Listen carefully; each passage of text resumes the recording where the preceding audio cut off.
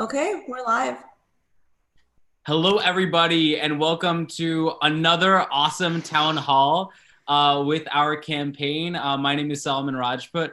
I am a 27-year-old medical student, and I'm running for Congress of the United States here in Michigan's 12th Congressional District. So today, I'm very excited about the town hall, the series of panelists that we have.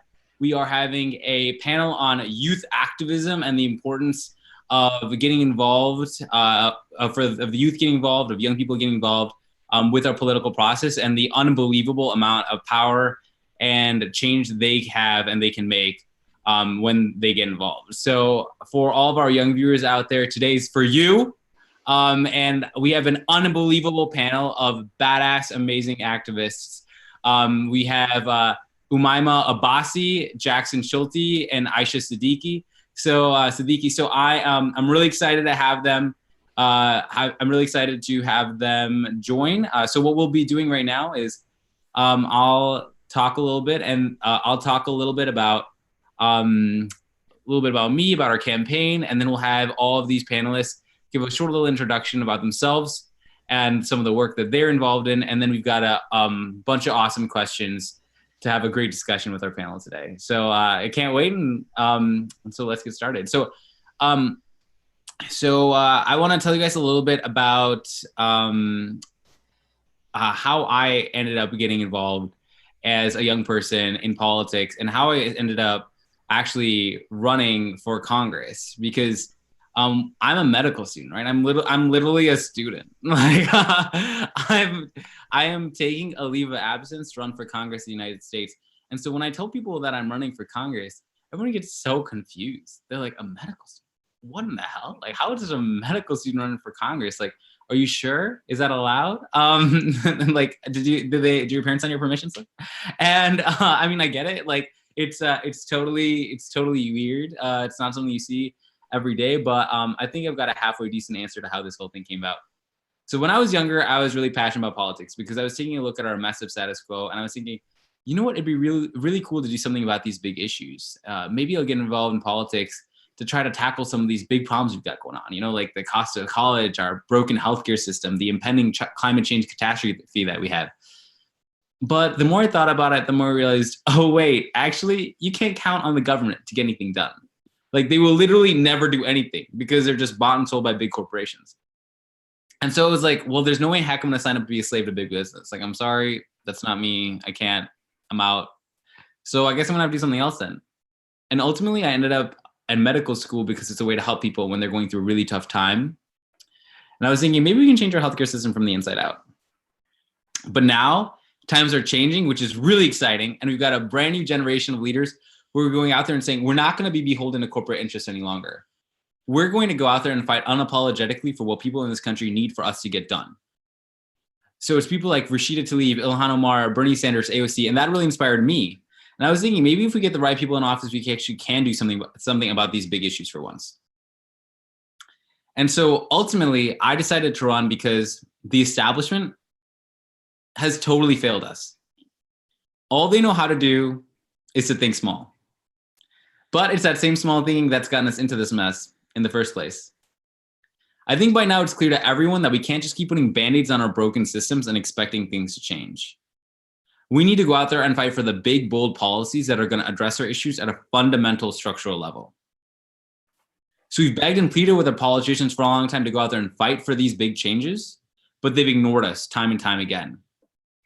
And after a while, we have to realize that we can only beg for so long before it's clear that these people, they're never going to go out there and fight for what we need to get done. They're never going to change. So if we want to get this stuff done, we got to do it ourselves, because at this point, we're done waiting. So what are some of the big issues we're done waiting on? So here are the couple big issues, right? We're done waiting on our politicians who insist that we can't do anything about our healthcare system, even though we are the only developed country in the entire world that does not guarantee healthcare for all people. We're done waiting on our politicians to realize that we're in the middle of a climate catastrophe and that we only have 10 short years left to act on this issue of climate change before we reach a point of no return and we're on the path of catastrophic, irreversible global warming. We're done waiting on our politicians who insist that our students need to take on tens, if not hundreds of thousands of dollars of debt just to pursue an education in order to participate in our economy and be productive members of our society. And we are certainly done waiting on our politicians who keep telling us why they need to take money from corporations because that's the way our system is set up and that's the only way that they're going to be able to win elections. So we're done waiting on these politicians. They're not doing the job. And the fierce urgency of the moment is what compelled me to take a leave in the middle of my education to try to run for Congress in this moment of crisis that our nation is facing across so many different social issues. So some of our viewers might be familiar with some of these themes and some of this background information about what I'm talking about. But something that, but I want to talk a little bit now more about some of the activism I did in my youth, like a little while ago. So a couple years ago, after Donald Trump won the election, I was mortified, and so was everyone else on this planet, except for half of the American population. But but aside from those people, we really felt like we needed to do something. And so at that point, I was starting to do a lot more organizing. And so I was working with some other volunteers, and we decided that we wanted to fight and keep fighting, particularly in our state of Michigan. And so we went to we talked with some local representatives, and we learned about how easy it is to make a change on the state level, because our state representatives and state senators, they get such little feedback from their constituents that even a couple dozen calls can really shake them up. They're like, oh my God, the phone is going off the hook today. Because nobody has any idea what's going on. So nobody really communicates to them. So whoever does end up communicating with them, it's like the squeaky wheel gets the grease, right? They're like, oh my God. And so we're like, wow, this is quite an opportunity. I did not know it was this basic and simple to achieve legislative change. And at that time, the election was in November. At the time, there was something called the lame duck session, which is in December of 2016. And so what the lame duck session was about, it's like when politics, it's like after an election, what a lame duck means, it's like after an election before the actual term is up. And so what this inspires, it's like a lot of people who are about to leave, this is their last shot, and they shoot their shot, let me tell you, because they are they're trying to do all kinds of crazy stuff before they leave, before their term ends up, So it's a lame duck session. Anything goes. It's wild. It's crazy. It's a crazy time. And so during this time, there were a ton of bad bills that they were trying to ram through the legislature, because it's lame duck, because it's right before the holidays. They knew people were literally nobody was paying any attention at all. And it was some crazy stuff. They were ramming through some really bad bills, right? So there was a bill that would cut the pensions of teachers. It would cut the healthcare of firefighters. There were bills that would make it easier for dark money to get into politics. There was a bill that would roll back environmental regulations, just all kinds of crazy stuff. And so me and a bunch of other volunteers, we got together and we organized a ton of phone banks. And so phone banks are essentially when everyone comes together and has a calling shift, and they it's like a calling party. We actually changed the term to calling party as part of the group that I ended up forming, which I'll get to. So yeah, we came together and we had 20 phone banks in 2 weeks, and we made over 1,000 calls, and it was really badass. And we were calling about 6 pieces of legislation, and I'm really proud to say that we were calling about 6 bills, and we helped stop all 6 of those bills that we were calling on, which was it was an exciting moment. So it was pretty badass, and we're like, oh shit, maybe we should we should keep doing this. We kind of happened upon a cool model here. So then we decided to call this the Michigan Resistance, and I was the founder of the Michigan Resistance. And I feel really grateful to have been part of that experience. And so essentially what we would do is we would have these calling parties, these phone banks, a couple times a week, every week. And we started, and initially people were like, whoa, that's a lot. And I was like, let's just try it, see what happens. And so in Ann Arbor, we would have 2 every single week. And then over time, we added more and more and more. And then we had some in Ypsilanti every week, in Flint every week. We had some in like Milford and Dexter. It was really cool. It was very much, it was as grassroots as it gets. We only had, we didn't like have any money. We just paid for an email list and for a website. And people would come to the calling parties, and the hosts would have like wine, they'd have snacks, they'd have food. And it was like a really like a fun time, and people would get to know each other and all this stuff. And yeah, and people would literally leave a couple dollars in a tips jar to help pay for snacks, like for the next time. It's like literally so freaking grassroots. And it was great. And so our group, it made, it's still around, still kicking, still doing a great job. We've made tens of thousands of calls since we got started. And we have, helped stop a lot of pieces of legislation, like well over a dozen pieces of legislation, which is like very cool. One of our proudest achievements was we helped stop a bill that would have allowed people to have guns in schools, which makes no sense to nobody. But another just random dystopic thing that we had to stop. So it's been really great. And like, for me, it was actually very interesting because the people that I was organizing with were very different from me in terms of age. So it's funny, in 2016, I voted for Bernie Sanders and was feeling the progressive vibe. But then as a Muslim person, felt very scared at the idea of Donald Trump being president, because like he was talking about like putting mosques under surveillance and having a national database of Muslims and doing the Muslim ban, which he ultimately ended up doing. So I ended up organizing on Hillary's campaign in the general election. And so then a lot of the people that we were organizing with were like older, actually like very old. They were like a lot of, there was funny. It was like actually almost all women and almost all white women and older white women. And so, so it was literally me as like a 24-year-old and like a bunch of women in their 60s, 70s, and 80s. And that was the Machine Resistance. And so it's like a very, very, very, very interesting experience. And they're all amazing, and they're still doing a fantastic job. But it was very interesting to be a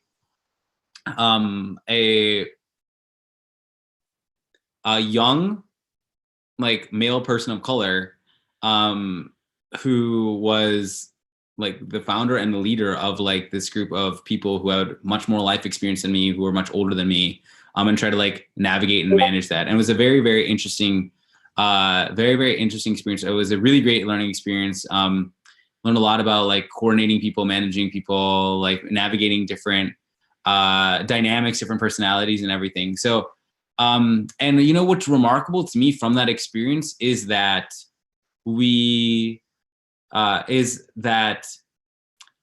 so many people even though I was so much younger than them, they really looked up to me as the leader. And like we had to make a lot of strategic decisions together, and I would lead meetings, and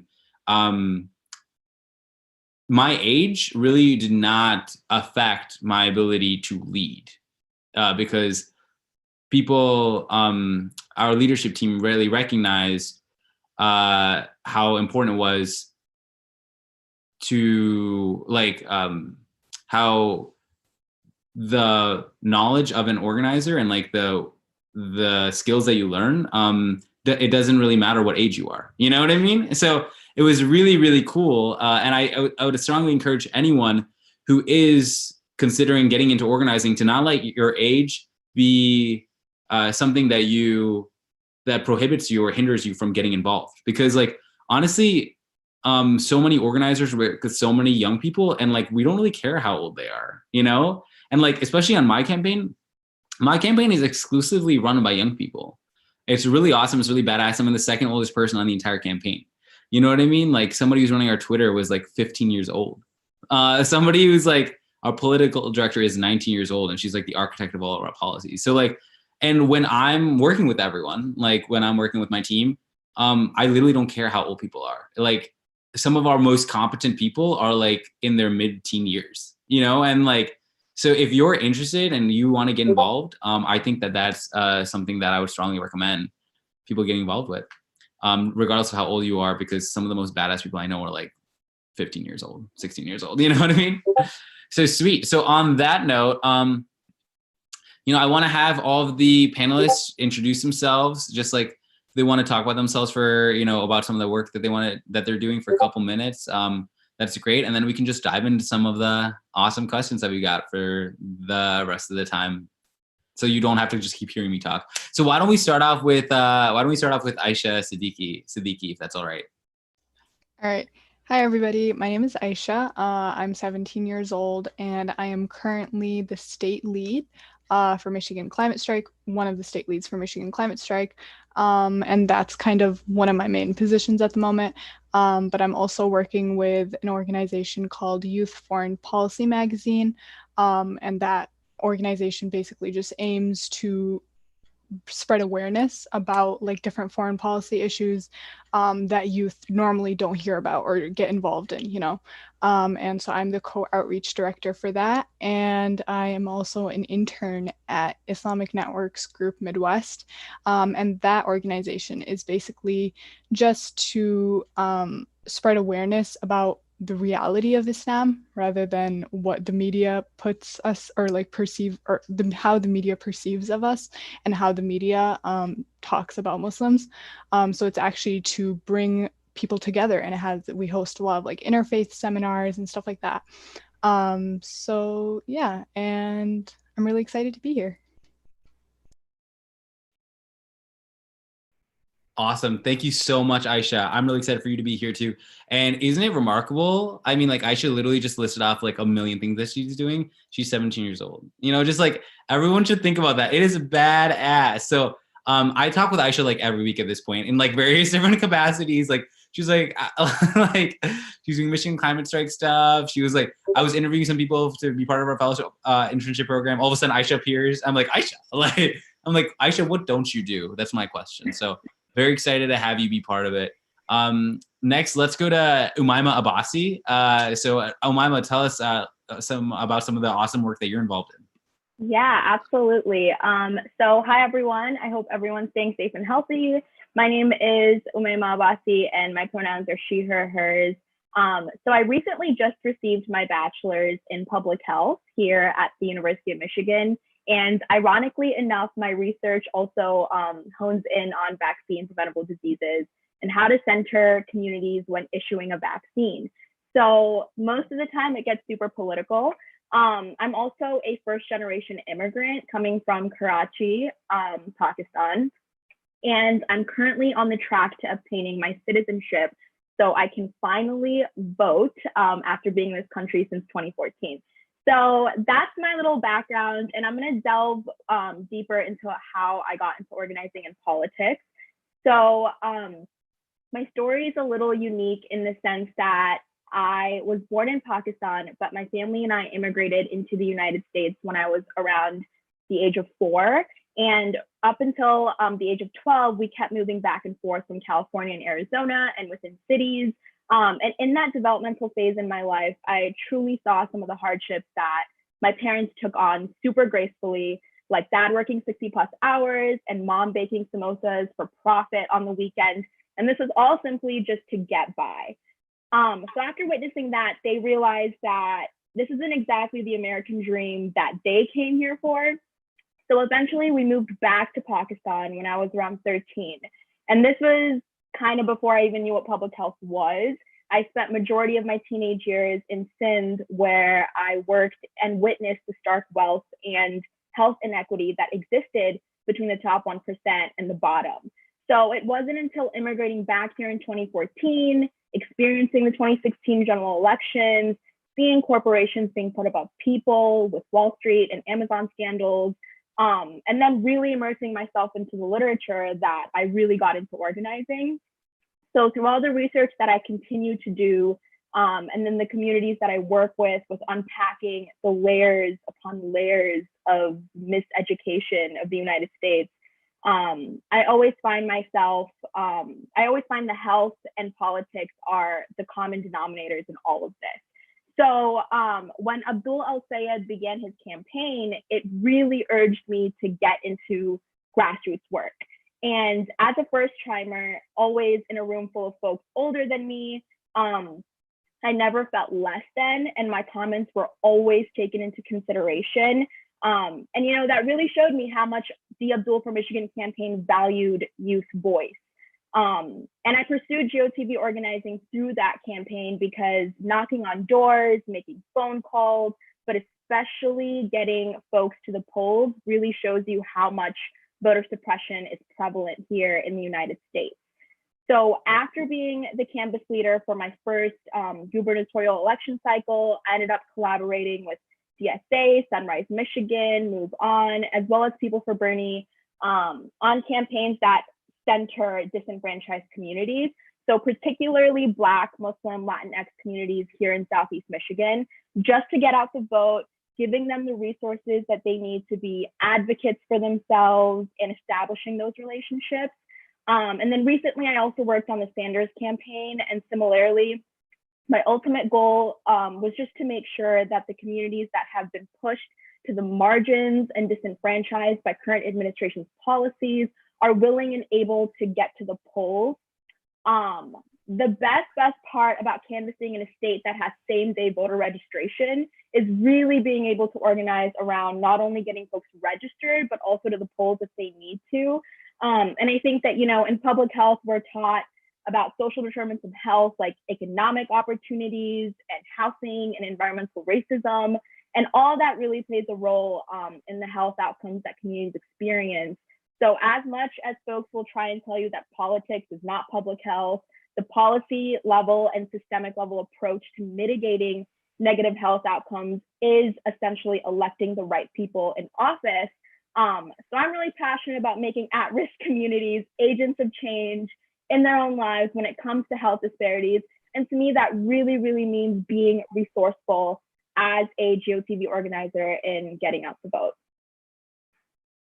Amazing. No, fantastic. Yeah, I totally resonate with you so much because when I was doing a lot of my Michigan resistance organizing, it was wild. And that's where a lot of state level organizing and as people the state level issues just get so little attention. People nobody knows what's going on. And so the people who are involved in activism around state level issues, it's people who are really, really, really politically involved, and politics is really quite a hobby for them.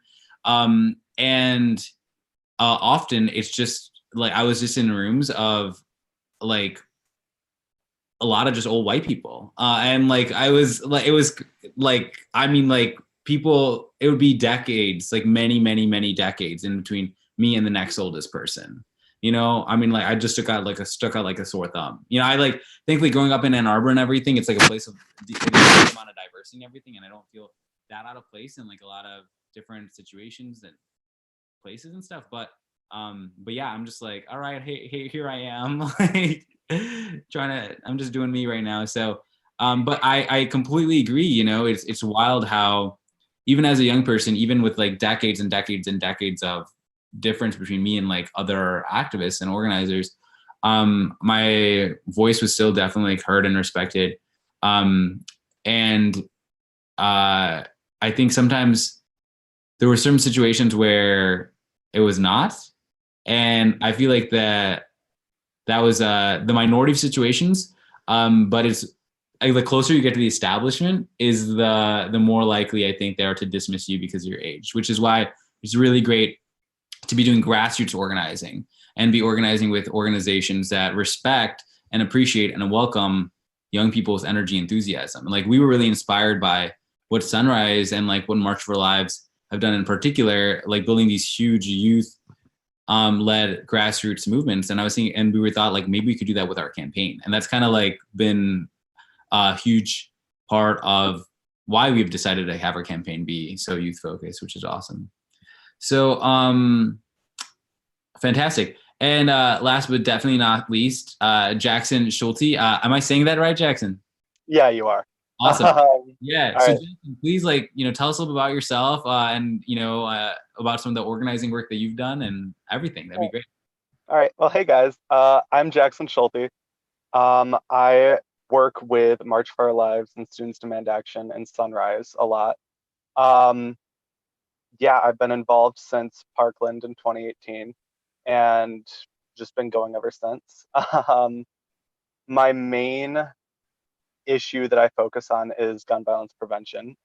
But one thing that I've learned in my organizing experience is that, like, when you get into an issue, it's so broad. And, there are a lot of things that intersect with it. And I've learned that we are very much capable of tackling those issues, and we can look at that. And I really think that we as young people have a unique perspective, and people, they can call it idealism, hopeless optimism, or whatever, but I think we have the opportunity to make a difference. And I think that if we aren't taking hold of that and we aren't making an effort to make that difference, we're wasting it. So that's why I'm here. Amazing. Yeah, no, I completely agree. And I think this is something that's really cool. I really appreciate you touching on that, Jackson, because what sometimes others will dismiss as youthful optimism or idealism is really just moral clarity. And like, we need to recognize the distinction, because people sometimes even have told me, I mean, I'm not like as young as some of these guys. I'm like not in freaking high school like Aaeshah, but like, people said this is like, these are all like cool ideas when you're in college, but then like you have to grow up, and like, that's, I think, definitely a sentiment that a lot of younger people have felt, that like, these are cool theories, but ultimately really like, this is our system and you just need to freaking deal, because nothing is going to change. And if you want to be successful, you just got to like keep your head down and do what you need to do. And that's the best that we can hope for. And that is the furthest thing from the truth, because these systems are man-made and they can be remade by man as well. Especially for us here in Michigan, we know that nothing that we're asking for in particular is that radical, is that idealistic. We're 30 minutes away from Canada. Like, literally, they have healthcare over there. They've got like, their college is so cheap over there. They're like doing far more than we are on climate change. So it's like, sometimes I feel like young people are being gaslighted. They're like, people are saying everything you want is crazy and a dream and a pie in the sky, and like, it's just outlandish and you need to get with the program and you need to grow up. And you're like, but like Canada, like Europe, Australia, you're like, I don't, what is it so much about our country that prohibits us from doing those things? And then the only answers that can be given are those of an inertia, just not really wanting to do it because it's going to be too hard, and like technocratic reasons relating to the bureaucracy of that prevents us, because of just like our system is too entrenched. And I'm like, oh, so all of those things are just excuses for why we can't do what needs to get done, which the youth are most able to see, because we have the moral clarity that gets clouded when society and the older generation tries to tell us like, this is just these ideas are fiction, So that was a long way to answer, but I feel you, Jackson. I feel you. You know what I mean? Like, I'm vibing with you right now. So question for everyone: what have been the most effective methods or strategies you've used to mobilize youth-led movements? $1 million question. So does anyone want to jump in? Do you mean like during COVID-19 or? Oh, I mean, yeah, COVID, like at all, like during COVID-19 or during not, because I know COVID-19 is just like, that's like a whole different organizing situation. But yeah, during or not during COVID? Well, not during COVID. I definitely think that rallies are pretty effective. Like, they get people hyped up and they get people interested in what you're doing. And I think that when you organize a big protest, it gets people's attention. It really gets the word out there, and people are more motivated to like come to meetings and stuff and learn more about what you're doing with your activism. And I think that that's a really good recruiting technique, and I think it's a really good way to mobilize young people, especially, Hmm. and get them to take action further from there. That's fantastic. That's fantastic. Have like you experienced any and like everyone can answer this question, but I'm just kind of like I'm just making this little discussion, you know what I'm saying? But so have you like what are some of the challenges to like organizing rallies, you know, because I know that sometimes people organize a rally and then you're like 5 people came to my rally. So like, you know, like how does that kind of work for you and like what you've seen to be successful? Yeah, it's definitely difficult working with like local governments at times, especially if it's like a more controversial issue like gun violence prevention. Um, and then, there are people that will come after you and say that it's not possible, and people that will come after you and say that you're violating their rights or whatever. Um, and I think that that's the biggest obstacle is dealing with people that say you can't do it or say they don't want you to do it because, it doesn't align with their selfishness. And I think that just dealing with the hate that comes with it is the most difficult obstacle. For sure. No, yeah, that like I'm sure is very challenging and also kind of helps one develop a thick skin that is necessary in this work of organizing, you know. Like when we initially launched our campaign, we definitely got some vitriol, especially from like anti-Muslim people. They're just like saying all kinds of crazy stuff. Like, but like I think we just laughed them out of like the arena, and it was like really successful. Because you just like I think the best way to dismiss haters is just to laugh at them, be like, "Are you okay?" Like, you know what I mean? We had a one tweet. It was actually so funny. It was so funny. This week got like 1 million likes. It was like, yes, I, a 27-year-old medical student, decided to pause my entire life and take a leave of absence from my medical education to ... enact Sharia law. And like, and then just like all the laughing, crying faces. And honestly, after that tweet, we have had almost like no Islamophobic comments. Which has been so I would say humor is a really good strategy to deal with hate because it's like they're so funny, these people, Yeah, no, I completely agree with that. you know, just like because then I think then people are like, oh my god, like it just like takes a shroud off of them and you're like, oh my god, like I'm being a crazy person. I don't know. Yeah.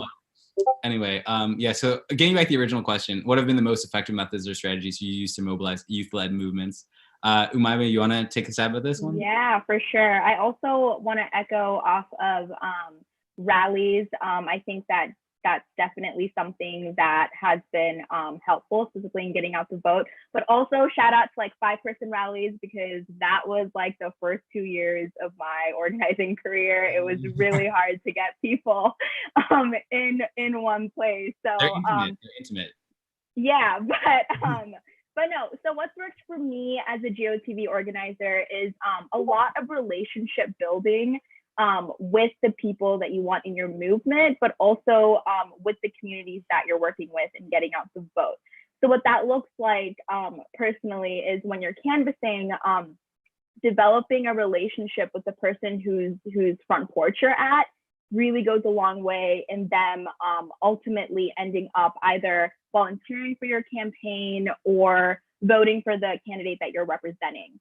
And then also with relationship building comes developing a narrative. So like, why are you doing this? And you kind of want to make it personal and get to know, when you're on a phone or when you're texting a voter, but then also strategizing your approach and what that looks like. Really, I was really inspired by AOC's campaign in New York. Was that her campaign really gave folks the resources that they needed in order to really go and vote. So what that looks like is arranging vans to get to the polling stations, letting them know where they can vote, sample ballots. It really goes a long way for people who, English is not their first language.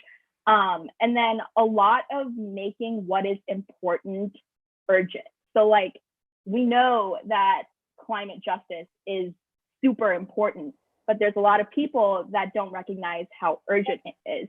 So kind of like framing the messages when you are trying to lead youth-led movements in a way that that really have like a call to urgency, like, hey, like this is happening and it's going to impact you and it's going to impact your community. So what are you going to do about it?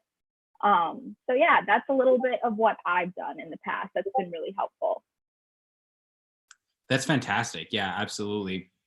I think that, yeah, definitely those, before there is a movement and there is a large number of people, there is a small number of people. And like, that's something that's really important to remember, like when you're talking about like 5-person rallies and when there is that small number of people in the very beginning, like, so it's very important to have those relationships, build those relationships on the porch, on the phone. Right now, Corona, we're doing a lot of texting, we're doing a lot of calling. You're still able to build a relationship through those mediums if people are, receptive to it. So I completely agree. And something that's really interesting is that people sometimes will tell me, especially like a lot of centrists and like a lot of like corporate people who are have a lot of cynicism of like what can be done. They're like, okay, so like, we've got a couple progressive people in Congress. Let's say you get involved in the Congress. Let's say like a couple other progressive people, like what's going to even change? Like, why even try? Like you're not going to have the majority of the Dems. You're not going to have the majority of the House. Like, why even bother? And I'm like, okay, so should we have like not attempted as a country to eliminate slavery when like in the beginning there were a couple people who were about that, or like or the women's right to vote, like the suffrage movement, right? Like initially there were not many people, and then there were more people, and then over time there were more people, and then there were a lot of people, and then we got that thing passed. Or the civil rights movement, right? Like just because we're not at the stage where we have a lot of people, like, or where we have the vast majority of like our elected representatives representing our progressive beliefs, that doesn't mean that it's not time to like still be part of the growth of that movement at large, because it's not like everyone just one day wakes up and they say, let's all do a Green New Deal. It takes a lot of work, takes a lot of relationship building and conversations with people where you change mind and change hearts like one at a time, so, and like over time, and hopefully urgently over time, we can like quickly bring many people into the fold, even if we might be starting off with 5-person rallies, Sweet. So Aaeshah, how about you? What are some of the methods or strategies you've used to mobilize youth-led movements? Yeah, so kind of echoing what Umaima said, but I have used relational outreach. That's kind of the most beneficial one for us. Is we started out with 2 people. It was me and the other state lead for Michigan Climate Strike, and we were looking for more people. So we put up an application, and it's there for anybody to apply to. But the most successful method that we've seen is when people that are already a part of our campaign go out and reach out to the people that they know of. Even reaching out to strangers obviously is a big deal, and building relationships with them, but even just reaching out to the people that and telling them about why you care about this and why they should get involved has been really helpful, because then they go on to tell their friends, and they go on to tell their friends, and that it's just kind of a cycle. So what I've noticed is that's been really helpful for us. We've gone from a 2-person team to now almost 40 people. So, and in a very short amount of time. So, yeah, that's been really helpful for us. That's awesome. And so is that like a pretty formal thing that you guys do, or is that something that's just like more informal, or do you guys like have a way to kind of facilitate that process of relational? So we have a like certain script that people can use, but I also kind of like to tell people that, hey, like, oftentimes when you reach out to people with a script, they can kind of tell that it's a script. So I like people to make it like personal. And what we're planning on actually, this is something that I want to do very soon, near future, is have everybody make a list of 10 people that they think might be interested in this movement at all. And then what they're going to do is reach out to those 10 people and tell them why they care about it. And we're choosing 10 because it's not too much, but it's not too little at the same time, so it's kind of manageable. So I actually learned this from the National US Youth Climate Strike platform. And so we're going to definitely implement that within our team, is just have everybody reach out to just 10 people that they might know. And then again, the cycle goes from there. That's awesome. That's awesome. That's fantastic. And actually, we've noticed that too on our campaign. We've been very blessed that we are growing quickly, and we have a lot of people joining. And then I'll be talking to other people who are joining our campaign. I'm like, how did you hear about our campaign? And they'll be like, oh, my friend told me about it. And I'm like, oh, wow, that's so cool. And it's something that we didn't really think of as like a channel to kind of help recruit people to be part of our effort. But it has paid off tremendously for us. So like without even having it be a more concerted, in a more kind of conservative fashion and stuff. That's fantastic. That's fantastic. So, and for you, for Aaeshah, what does it kind of entail then for you, for like somebody to join on? Like what is, thinking about kind of the implementation or the nitty gritty for our viewers out there. Like when somebody reaches out to their friend and they say, hey, I want to join, then what happens if their friend wants to join, what happens after that?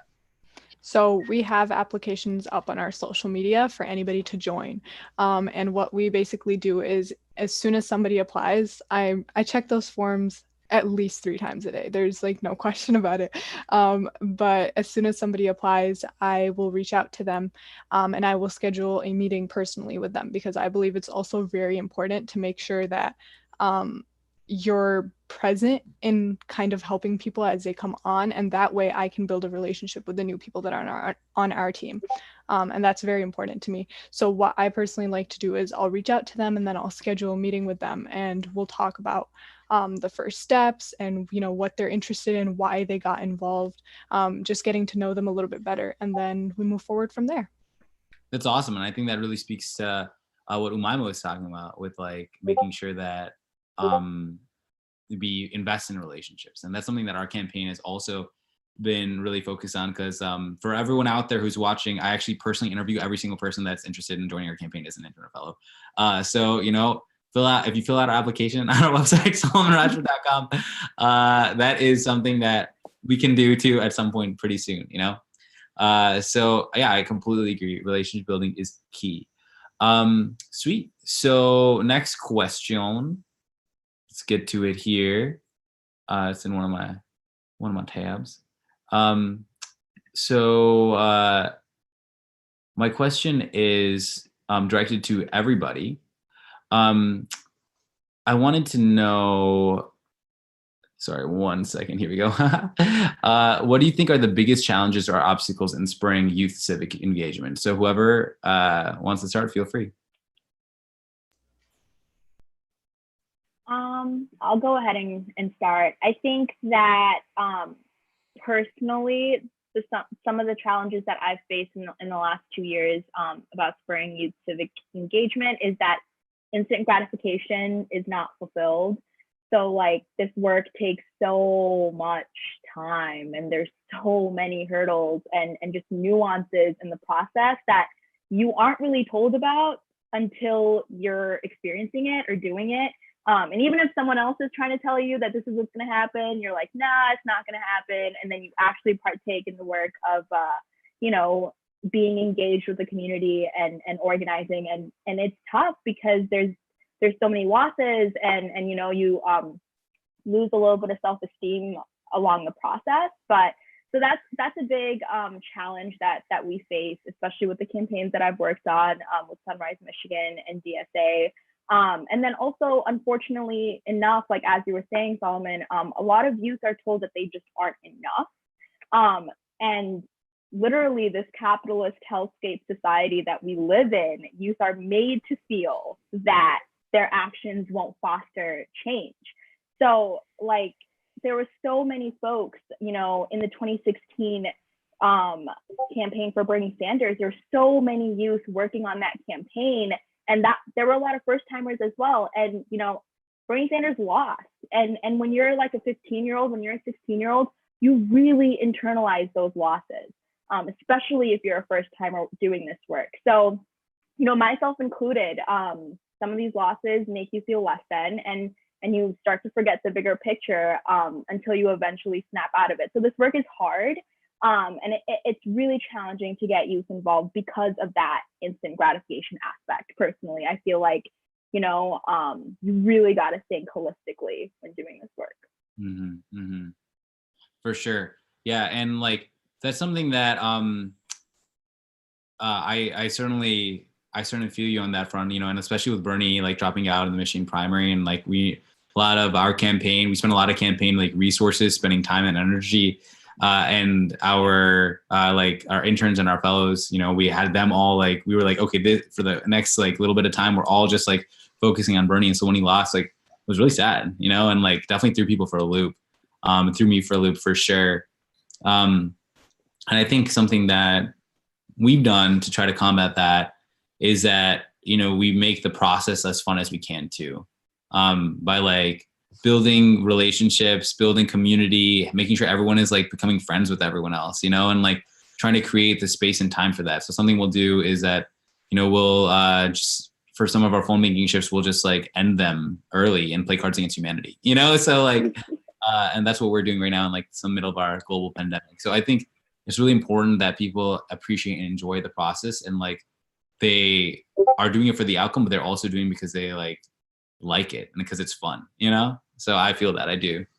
How about you, Jackson or Aaeshah? Do you guys have any thoughts on this matter? The biggest challenges or obstacles in spurring youth civic engagement? I honestly completely agree. I think that a lot of what is a struggle for youth activism is like the mental aspect. Like, you do all of this work, especially with like gun violence prevention, for example. You do all this work, and then there continues to be school shootings, and there continues to be these issues where people are dying, and that's hard. It's hard to put hours of time and hours of effort into doing something only to see it continue to happen. But you just have to remember that it's going to change eventually, and that's going to take time, because there are things that are ingrained into our society that we need to work and put in a lot of effort to change. And I think that is my biggest issue. That's the issue that I've had the most trouble with, is like the mental toll of seeing it continue to happen even after putting all this work and effort into it. And yeah. Yeah, no, definitely. It's a marathon, not a sprint. That's for sure. And I think having that expectation going into it, that like, we aren't just going to have one rally and then all of a sudden everything is going to change just in a day, like it certainly shouldn't take like a million years, which is like what the establishment will tell us it takes, but it's going to take more than like 2 days, and like just kind of having that realistic expectation, even for like the most urgent and passionate and mobilizative movements, for sure. Aaeshah, how about you? Any kind of obstacles that you've experienced? Yeah. So something that I've noticed is like when people kind of join our campaign is that everyone, like a lot of youth don't even know that they can make a difference. Like they just aren't aware of that fact because it's just been so ingrained that like, everybody else is doing the work, or like the older people are doing the work, and we all just kind of sit here and we go to school, and like we don't really get involved. And so that's kind of one of the main issues that I think is, I mean, it's definitely gotten better recently, but I just think spreading more awareness is like key. And actually making sure that people know that they can make a difference, because youth have made a difference and youth will continue to make a difference. And even people that apply for our team and then they join our team, some people are still like, they'll look through our policies and they'll be like, wait, but can we really do that though? Like, can we actually accomplish that? And I'm like, the point is that we're gonna try, and that's what this is all about, is we're just trying our best to make sure that we are doing what is needed, to have a livable future. And so I think that's really important, just spreading awareness about the issues that we're passionate about and why everybody should be involved. Yeah, for sure. And something that I think corporate Dems and centrists and moderates they are always saying like, oh, well, like, can we really do that? Like, what, can't we just like try to get something small that seems a little bit more realistic? But like, as we all know, if you aim small, you're going to get even less. So like, what's the harm in aiming big? You know, like, what is the harm in it? Right? Like, why not aim big? And like, you know, voters and people know that like we might not get every single thing that we ask for, but we're sure as hell going to get a hell of a lot more if we aim bigger and if we try for the much more ambitious plan than if we aim super small right out the gate. And the great thing about also aiming big is that it brings people into your vision and into your campaign. You know, if you were aiming for a 1% change in climate change, you know, like that, and like greenhouse gas emissions, you know, like that is not going to bring anyone to your cause. And you almost have shot yourself in the foot, and it's a self-fulfilling prophecy that all you ever can achieve to hope, or all you ever can hope to achieve is the smallest possible change, because you aim so small and you build no support. Whereas if you aim big and get a lot of people to come into your progressive vision, then you can get a lot more support. And then you actually have the people behind you, and hopefully then the elected representatives behind you to achieve those big changes. So I think actually, in order to get anything done, we need to aim big, you know? Sweet. So how can, I'd like to ask Jackson, especially because I know Jackson has to leave a little earlier because he's a very busy person. As youth activists, Jackson, how do you all get the establishment status quo to take your ideas seriously, especially with your work with gun violence prevention? I don't know, honestly. That's a really tough question. Um, I've learned that you just have to keep at it. You keep going after the policies that you want to see enacted, and you come at them with a set vision. Like, you want to have a list of things that you want passed, and you want to be able to present it to them and be like, we want to see this, this, and this. We want to see extreme risk protection orders. We want to see, gun buybacks. Is that kind of thing that we aim for, but we want to make sure that they know that's what we want. So I guess the best way, in my opinion, to make a difference with the establishment is have a specific set of goals and stick to those goals and don't step down. You know, there's a time and a place for compromise, but when people are dying, it's not that time. So I don't know, just stand your ground and know what you want. That's the best way that I can describe it. Yeah, for sure. And like, also, I mean, I've talked to a lot of people in our district, and thankfully we have a lot of progressive people. We do have some moderates. And so when I talk to moderates, you know, they often bring these objections. And then, you know, something that almost always wins them over, it's the stuff I was saying before, like, why aim so small right from the gate? But like, why are we going to make compromises before we get to the negotiating table? Does that make any sense to anybody? Like, let's aim big. And then when we are actually having to have discussions, maybe then we can consider, or like only then would we be willing to consider compromise, but we're certainly not doing it before we even get to the negotiating table. You know what I mean? So, and for some issues, you absolutely cannot compromise, right? Like, we can't compromise in climate. You either did it or you didn't, you know, like we either averted a catastrophic existential crisis or we did not. So that is the fact of the matter. Yeah, I've actually got to go, so I will see you later. Thank y'all, and have an amazing day. Great. It was nice talking to you, Jackson. Thank you so much for being part of this. Thank you. Sweet. So, do you guys have any thoughts on that? Like, how you can get the establishment or status quo to take you guys seriously? Yeah, I think I actually, one of the main things that US Climate Strike, or just generally our team, what we're focusing on is direct actions. And I think just making sure that you are demanding exactly what you want and you continue, like as Jackson said, keep going at it. That's definitely something we need to emphasize, is not to give up hope, you know, when you don't like resonate with them the first time around. Is you just have to keep going at it. But again, going back to doing direct actions, I think that's really important because obviously rallies and big those kinds of like parties are obviously really important in getting like media attention and stuff like that, but doing specific actions like sit-ins or phone pressure campaigns, stuff like that, that's really important in making sure that they actually hear.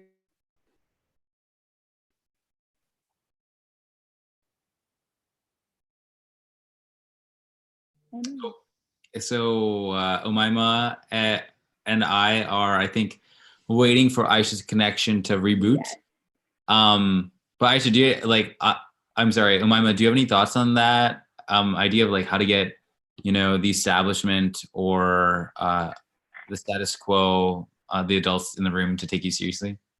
Yeah, absolutely. So, I mean, I learned this really when I was on the ground for the Abdul al-Sayed campaign. So just effective advocacy, dude. Like it takes you such a long way. And what that really looks like, as Jackson was saying, is framing messages with specific problem statements and specific action items for these folks that are in power positions. So giving them specific outlines on what it is that they need to do and why it is that they need to do it.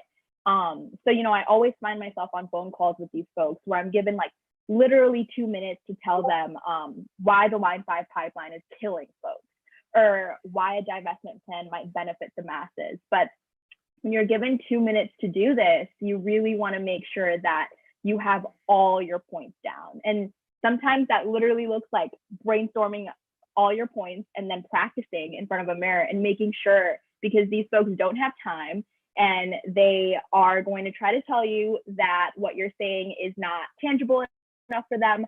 And it really just includes telling, these folks when they need to do these things by. So giving them a timeline, being specific so that they take you seriously, especially if you're, a young person, a woman of color, a Muslim.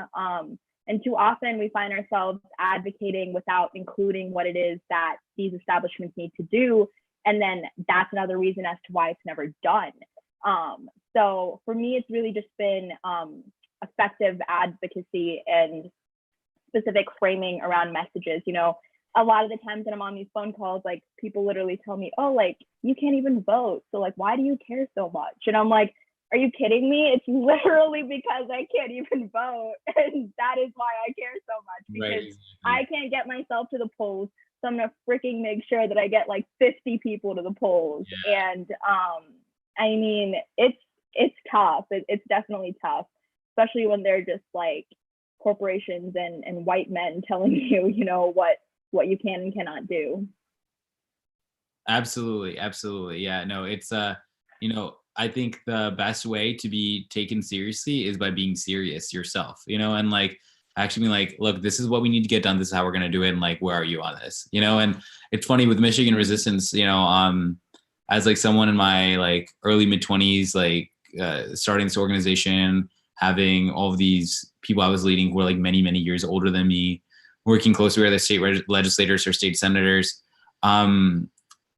We essentially came to them and were like, we have a calling operation where we are organized and we are going to be calling people every single week, multiple times a week. And we're going to be making hundreds, if not thousands of calls every week. Is that something you would like to be part of? And then they were like, yes. I'm like, good. I was like, that's what we suspected. So yeah, I mean, like just being serious, having your shit together, it like really goes a long way, and people notice, because honestly, like it's unfortunate, but so many people in the establishment, so many people who like the establishment is a poorly run student org. Like we just need to like call it for what it is. It is just like, it is a poorly run like student group that like does not know how to do much. And so when you are like, when you are like a competent organization that is able to have an idea and execute it and like and keep achieving action items over time, people like really notice. It's actually wild. I mean, like already in this short amount of time, Aaeshah, I'm sure you've seen with like, you started Michigan Youth Climate Strike in like a very small amount of time, right? Like, and you guys have just been on top of your stuff, and I think people are appreciating it and like recognizing it, which is really cool. So just like being on top of your shit, I think is one of the best ways to like be taken seriously. Absolutely. It's funny because they don't expect you to be on top of your shit. So when you are, they're like, holy crap, did I just get like a Google Calendar invite from like so-and-so when she's like 17 years old and she's like doing badass organizing work? Like they really just get stunned. People are like shook. They're shook. But also like, I just want everyone, this is something I wish I need to talk about more often, honestly. Like I need everyone to understand that honestly, the people who are running this show, they have no idea what they're doing. Like they are often like very incompetent, and it's like really unfortunate. Like we have, cause like, so for example, in Michigan Resistance, we were making lots of calls to state representatives, right? And then what we would be doing is we were calling state representatives, and we would have people call representatives who weren't theirs. And because we were just like trying to, get a bunch of calls in, to like to get them to like not want to vote for these things, and a lot of times we'll have people from progressive areas calling into Republican state representative offices. And so people are like, do you think they're gonna like know? And like, do you think they're gonna figure out? I'm like, I don't know. And so then like we dug into it. First of all, they hardly ever asked us like, where are you calling from? So I'm like, amazing. And secondly, you'd think like, how do you think that a representative's office would keep track of the input they're getting? That you would think that it'd be like, you probably, like, you've never thought about it, but subconsciously, you think it'd probably be like this. You think that like they would have a tally sheet or an Excel or something. And it would be like, we've got like 40 calls in favor of this and 20 calls against this. You'd think it'd be something to that effect, right? Like we, keeping like a system in place to navigate how much support we're getting for something, how much opposition we're getting for something. But it's not. It's literally just like the representative walks in the room, the staffer's like, hey man, we're getting a lot of calls about this. And they're like, oh God. And then like, literally they're like, maybe I shouldn't vote for it then. They're like, maybe not. And I was like, are you kidding me? Like, these are the people who are running our country, so, or like our state and our country. So, yeah, a lot of times they're just like, our government is riddled with incompetence. And like, if you're a competent person, you're already like way ahead of the game. And that's why we need to have everyone run for office, because so many people right now are like, we see like what's happening on a national level. This is what happens when we have the world's dumbest people running our country. Like we have almost 100,000 people dead from coronavirus because they don't believe in science. So like we need to have smart, competent people, and often young people, and certainly a lot more young people, to be going out there and saying, what this is a shit show. And like, clearly you guys don't know how to do anything. So we're going to like, it's our turn to try to do something, But anyway, so I'm on my soapbox. I'll get off my soapbox. Okay, so here's a great question. Voter turnout has historically always been the lowest among youth, minorities, and disenfranchised communities for a number of reasons, including low political literacy, apathy, and voter disenfranchisement. As a Pakistani Muslim myself, I've seen firsthand how immigrant communities have been overlooked by politicians and disenfranchised from the voting process. Why is it important for youth to not only vote, but also empower their own communities to get out and vote? And also, what organizing methods are particularly useful with GOTV efforts? So we got to start off with the GOTV queen herself, Umaima. Yeah, absolutely. Wow, that question was like so much to swallow, but I know, yeah, there was a lot. No, you're all good. You're all good. Well, first of all, to every person watching this live stream, if you're eligible to vote, I sincerely hope that you're optimizing on that privilege, because this planet, the future, the structure of our democracy, quote unquote, it's ultimately going to be the youth. And too often the youth are not taken seriously. So we know that because we've literally been talking about it for the past hour. But, as we saw in the 2018 midterms, with increasing youth turnout, we got majority Congress. Like that was a huge win that we were not expecting. And that was because the youth turned out to vote. So in terms of GOTV like organizing methods, I think that it's really important to ask the who, the where, the when, and the why. So for example, who is the candidate and what do they stand for? And giving folks these resources. So like, where's their policy platform and what does that look like? It's too oftentimes I find myself, especially with incumbent candidates, that they don't have a policy platform. Like, what are you even running for? Yeah. Like, if I vote for you, what are you gonna do? So where's the policy platform? When's the election in my state? And why should I vote for them? So I think that's a huge plus point about being an organizer, is that you answer these questions and you provide these resources. You make the policy platforms. You tell people, this is when the election is happening in my state, and you tell them ultimately why they should vote for them. So obviously this means knocking on doors, phone banking, and texting folks. Like, it all plays a role. But like the freshest example I have in my mind was Sanders 2020. I was on campus here in Ann Arbor, and we were canvassing from dorms and houses, and folks were literally like exiting. So there was like a Trump supporter, and he was exiting the Starbucks on South University, and he saw me in my Bernie gear, and I was like, hey, like, you have a minute? Like, I just really want to talk to you about the primary that's happening in Michigan tomorrow. And he's like, oh no, like, I'm a Trump supporter. Like, I don't care about this Bernie guy. And I was like, oh really? Well, like, why is that? Like, what issues are you passionate about, or is your community trying to get in order to get to the polls? So I'm literally like, as he's walking, I'm actually walking with him and telling him, like, he was like, so why are you doing this? And it literally just took a simple, like, me following him almost to his car, and just telling him, like, hey, this is who I am, this is why I'm doing this, and this is why it matters to me. And here are the strategies and resources that our campaign has in place in Ann Arbor to get folks to the polls, to get folks registered. Like, he literally has been living in Michigan longer than I have, and he did not know that Michigan was a same day registration state. So just things like this that I feel like other campaigns really need to hone in on, is informing the pool of folks that they're trying to get to the polls, what their rights are, and what kind of state they live in, and how the primaries work and how they operate.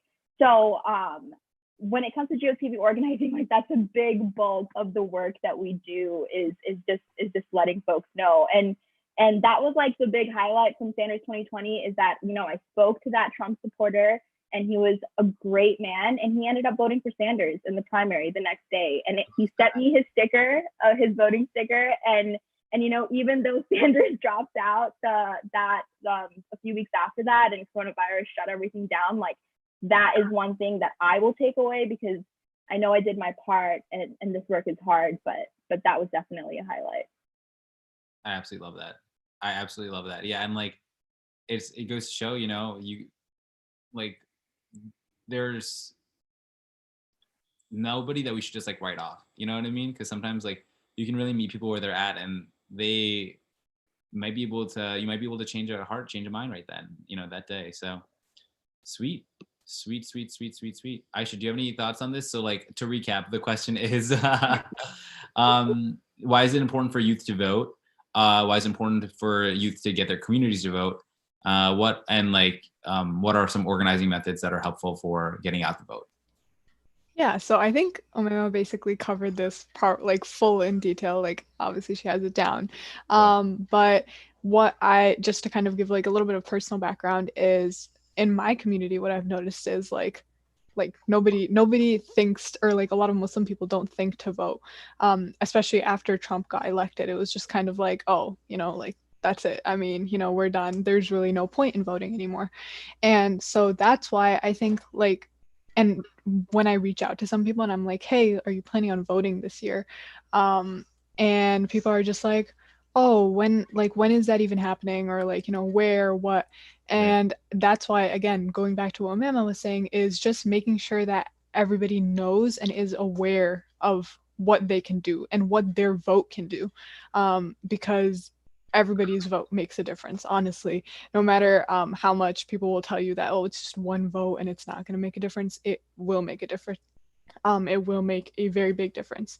And I feel like just going out and reaching out to your community, like something I want to do for this upcoming 2020 election, is to just go to my local mosque and just like tell people, or like ask people and be like, hey, like, are you gonna vote, or like, are you interested in voting at all? And just tell them why it's so important, because they're also going to be affected by who gets elected. They're the issues that are often overlooked in my community, is because people aren't really speaking out and saying, oh, or going to vote, and then in turn they also get overlooked.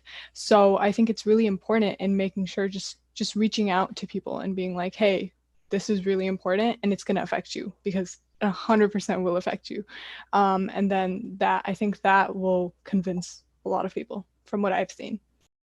Yeah, and I will say, like, now that I'm running a campaign, votes are like very, very, very important. They're like, I mean, they're also hard to acquire, because like, we put a lot of effort in every single vote that we get, right? Like, every vote is very, very valuable. So like, from everyone's perspective on a campaign side of things, right, you have to make a lot of calls before you get another voter to vote, because you just get a lot of voicemails. Like, really, that's the reason. Like, because it's just hard to like contact a person, and you get a lot of voicemails. And it, honestly, like, door knocking is really great because, like, people are at their door, and we actually have really good response with that. But we can't do that because of coronavirus. So and like texting and everything, like, a lot of people don't know what to expect. But so every single person that you're able to get to come out to vote, that's like highly, highly, highly valuable for that campaign that you're trying to help succeed. So I couldn't agree more. So question for Aaeshah, what does it take to mobilize a grassroots movement virtually? That's the question, isn't it? Oh my God, this is an unbelievably hard question. So basically, just to give a little background, Michigan Climate Strike, we started literally when Corona hit. Like, I swear I got the email that I was state lead maybe 2 weeks after school was closed. So I was like, okay, so school is closed. I can't go anywhere. I can't see anybody. How am I supposed to like reach out to people and like do this, And so that was definitely a struggle in the beginning, just making sure that, people are hearing your message.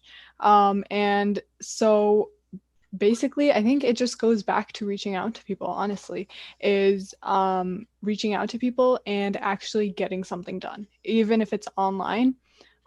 What we're trying to do from Michigan Climate Strike is we're trying to use this time that we have, and everybody has so much time right now. I mean, a lot of people will like be like, oh, like, they're still busy and like they don't have time to do stuff. But honestly, we all know everybody has all the time on their hands right now. So, so basically, we all know. What we're trying to do is spread more awareness through education. And I feel like now is the time for people to learn about why climate change really matters. And you can, like, clearly coronavirus is one of the results of climate change. And so just talking about that and telling people like, hey, like, come and listen to what I have to say, and just learn. Because at this point, one of the main things that we can do is just like give people more information, because a lot of people don't know. And so that's definitely something that we're focusing on. And I feel like the more people get educated on these topics, the more likely they are to get involved or to support us, And if we can have a decent platform or a decent foundation of support by the time coronavirus is over, we can move forward strong, very strong, hopefully. So that's definitely something that we're focusing on. But just doing as much as you can online, whether it be live streams through social media, or direct actions like phone banking or phone pressure campaigns, anything like that. Just anything you can because again, people have time on their hands. So at least some people will join what you're doing. And at some point it will gain traction and then it'll go forward from there. For sure, for sure. Yeah, no, absolutely. I completely agree. That's what actually something we've seen in our campaign too. We had definitely had some people join because they're like, yeah, I literally have nothing else to do. And I'm like, amazing. Welcome. So that's fantastic. So Aaeshah, when people join Michigan Youth Climate Strike after you've interviewed them and like bring them on board and everything, like what are some of the actual like things that they're doing right now, like virtually at this moment? So you said they're educating people, like what does that look like? Like what are the actual action items or this time that people spend working on your effort? What does it look like? So what are some of projects that we plan on rolling out? First of all, our policy team is working on our base policy and our endorsement policy at the moment, and they're working extremely hard. Like that is a very hard thing to do, and so that's a project that's ongoing for us. We are also planning on starting a climate change Mythbusters series, kind of putting it out there, but we're also planning on starting a climate change Mythbusters series just on our Instagram, and just simplifying the information for everybody, because oftentimes you see all this stuff about climate change and it's so complicated, and that just kind of is like, okay, I don't understand this, whatever. So what we want to do is we want to make sure to simplify the information so everybody is able to read it and understand it, because obviously that's very important. So that's something that we're working on. We're also trying to do or like creative projects. Our creative team is working on hopefully having people on our team go out and just write messages about climate change wherever they can, like with chalk, literally like in their neighborhood. And everybody's going on walks nowadays and stuff like that. So what they're going to do is they'll go out and they'll see that, and we'll have our Instagram on there. And they'll go on their phone, they'll go on our Instagram. So that's another idea that we have going, that we're hopefully working on. That's really cool. Like, and also that's just super innovative, and I absolutely love it. And it is really interesting. Right now we're in the middle of a crisis, and like hopefully our society will be reforged to be better. But also I think that this has really pushed organizers to be really, really innovative. And we've done a lot of things on our campaign. Like I'm on TikTok all the time. And like, that's actually been fantastic for us. And like, there's a lot of establishment haters out there who like really don't like us being on TikTok, which is like super obnoxious, because this has been a great way for us to reach hundreds of thousands, if not like almost millions of people at this point, which has been fantastic. So yeah, we feel really grateful, very blessed that we have the incentive to innovate more than ever now in this moment. And that's like one of the only silver linings that have come out of this whole coronavirus pandemic. Umaima, do you want to add anything to that? Yeah, I mean, I definitely echo everything that was mentioned. But because of COVID-19, so many priorities are changing for a lot of campaigns, for a lot of GOTV efforts. But the fact of the matter is, we still have an important election in November. States have broken social distancing rules to hold primaries, and voter suppression is present now more than ever. So in addition to virtually getting out the vote, and since we can't canvass, knock on doors anymore, that really just looks like hosting phone banks, virtual phone banking parties, and just texting folks, having those meaningful conversations. Is in addition, you want to make sure that the communities that you're working with have the resources that they need to survive this pandemic. So,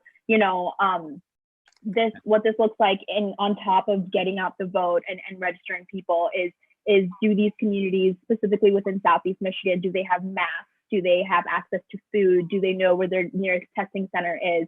And after having that conversation, may that be on the phone or on text, is then you go into geotipping efforts. So hey, elections are coming up. Are you registered to vote? What does the candidate that you're supporting, like, do you know their policy platform?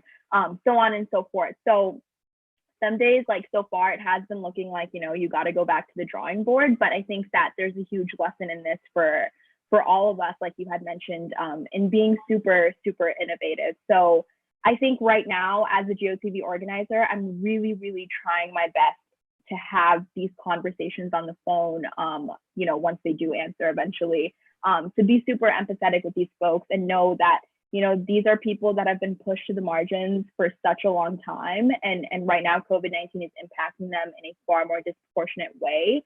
So like, what can I do to like make them know that like, here are the resources that they have, and just prioritizing that, like prioritizing the fact that, they might not have access to certain things. And here's what our campaign can do to help them. So a lot of like, basically, are you being resourceful once again? Yeah, for sure. It's like, what is that quote? Like, necessity is the mother of innovation or something like that. Yeah, it's something like that. I know what you're talking about. Like that.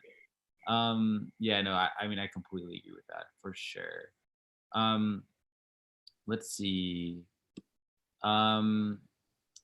Sweet. So how have your priorities as a community organizer activist changed because of COVID-19? So I guess this, Umaima, you already touched on this a little bit. Is there anything you'd like to add to that? Like, are the priorities different now?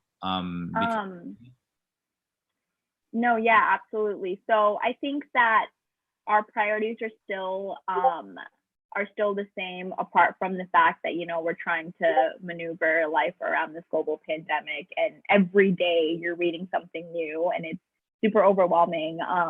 I think that priority is still relationship building and making sure that folks know that they have these resources in their community, and mutual aid programs happening that can support them. But I think that the biggest thing is what we're trying to emphasize is economically, this pandemic is really burdening, a lot of folks.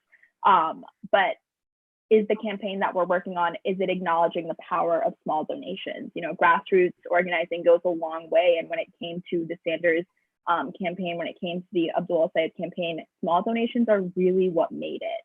Because we don't have corporate buyout at the end of the day. We're not getting funded from super PACs. So what does that look like? And do the folks that you're talking to, do they know that a donation of $2 can go such a long way? So just like being informative of that as well when you're having these conversations, especially virtually. For sure. Yeah, for our campaign, we definitely have had to add on priorities for sure. Because before, our biggest issues of course, we're getting money out of politics, a Green New Deal, making college free, and Medicare for all.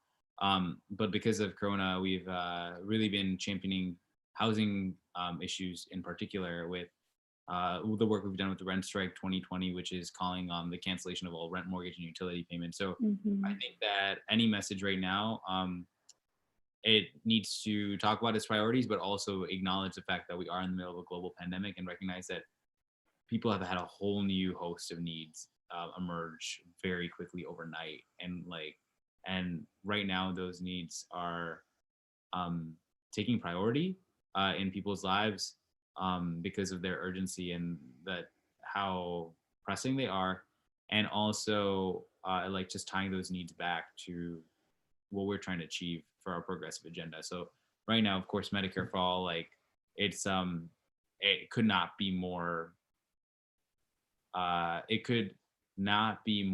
popular than when it is in this moment, in this pandemic, because we've seen that the support for Medicare for all has improved, or has increased quite a bit, because a lot of people had lost their job in the middle of a global pandemic, and now they're not making any money on top of not having any healthcare, and that doesn't make any sense to anybody, right? So sweet. And Aaeshah, do you have any thoughts on that? Because I've actually wondered about that, because climate is my number one issue, but we have found it to be challenging in a way to discuss climate at this point, because the focus is really on healthcare and on housing and on Corona and everything like that. What are your thoughts on that? Yeah. So basically what this pandemic has basically made me realize, and I think people all around the world, is that our healthcare system is broken more than ever. And that's definitely something that we want to prioritize. And just like Umaima said, is giving resources to people that need them. Because right now there are so many people that are suffering out there, and we need to be there for them. And that's kind of what we're working on, is getting up resources for people that live in Michigan, or live in certain parts of Michigan, just to be able to know that, like, hey, this is there if I need it, you know. I feel like that's really important. And then obviously, Michigan Climate Strike is mainly focused on climate, but because of the intersectionality of so many different social issues, we want to also emphasize that there are other issues out there, and we want to work to fix those issues as well. And so definitely healthcare is a big priority right now, and it will be soon in the future as well. And so Michigan Climate Strike definitely wants to work with that. And hopefully we're planning on getting a mutual aid fund up soon enough to, you know, help people and give them the resources that they need.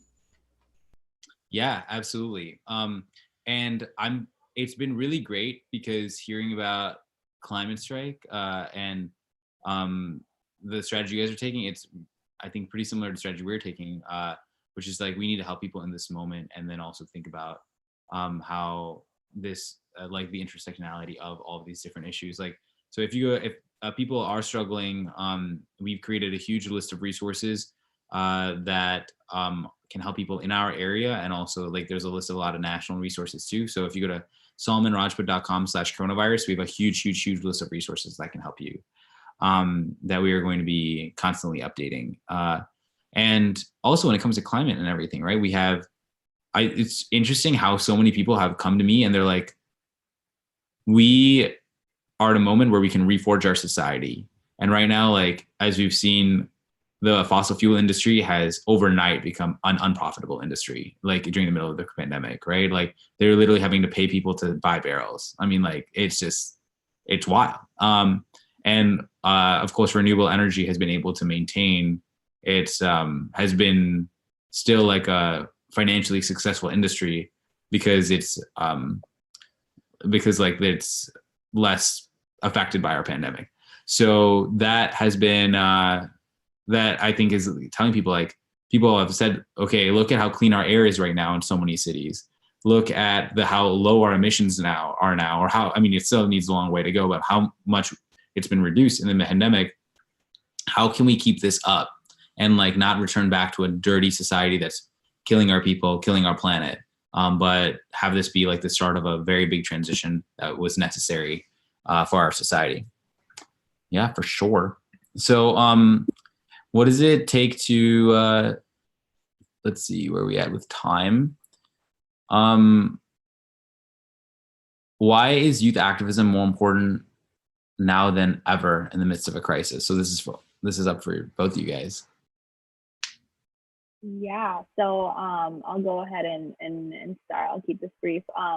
There's like this message going around in all of our Slack chats, like, let this moment radicalize you now more than ever. And I really do resonate with that, because it applies a lot to my generation as well as those before me, because I think collectively we're experiencing this unprecedented time in history that's going to be spoken of for years, like, at the end of it. So how can the youth better operationalize what health equity means and what accessibility of resources mean to a society? I really do think that, you know, Solomon, like, as your campaign is doing, switching to remote internships and stuff, like, it's available. And I think that it's really important for the youth to own that. Like, this is a chance for, I think, the youth to get involved in so much work at an ease of, like, you know, in their bed. So there's, like, I feel like there's literally no excuses right now. Like, you can be doing texting, making phone calls, doing so much. But no, I mean, at the end of the day, like, when it comes to our healthcare system, when it comes to climate justice and all this stuff, like, the youth, it's going to impact our generation. It's going to impact, you know, I have two nephews. They're both, like, turning 4 in a few months. So it's like, it's going to impact them. And just centering your why, like, why are you doing this work in the first place? And how can you effectively communicate that to the folks that are juniors to you? Like, hey, this is why you need to be doing it. So yeah, let this moment radicalize you. I love that. I'm gonna get a tattoo of that, and, like, on multiple places on my body. Amazing. I love it. So Aaeshah, how about you? What was the question again? Why is youth activism more important now than ever in the midst of this crisis?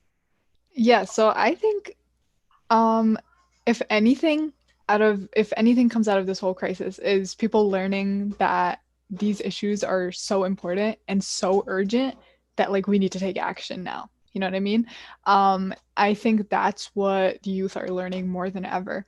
And I mean, obviously everybody, but I think the youth are learning that, hey, climate change is going to affect us. Like it's literally going to affect us. And the fact that the people out there that are not listening to climate activists or climate organizers. They're they're way older than us, and they don't realize that it's literally going to affect our lives so much within the next few years. So I think just making sure that you think about that, like, hey, if this is going to affect me, why should I not try to get involved and make a difference and try to change something within that? And that's definitely one of my reasons for, um, you know, obviously thinking that it's more important now more than ever is because of the fact that we can see through Corona that there are so many issues out there and people aren't working to fix them. And the youth need to get involved and, create a revolution. And hopefully from there, we'll do something good. Why not? Right? Like, I mean, what is the alternative? Absolutely. Yeah.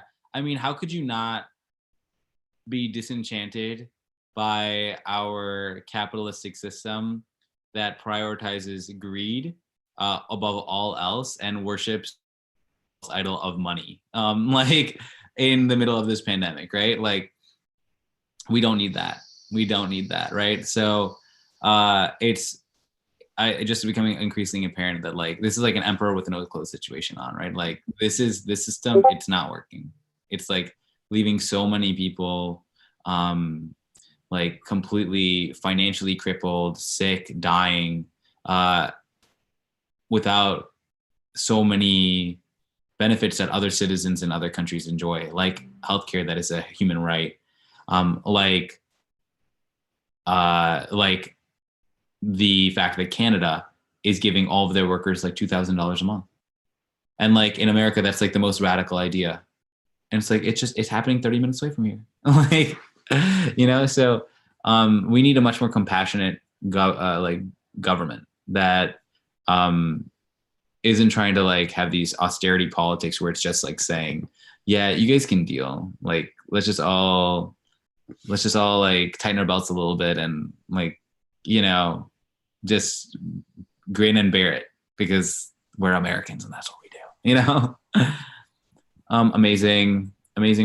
Last question before we get to our Q&A. So who are some of your role models and activist leaders that you look up to for inspiration? Who are some of your role models and activist leaders that you look up to for inspiration? Wow. There's a lot of people out there. So. There's a lot of people out there.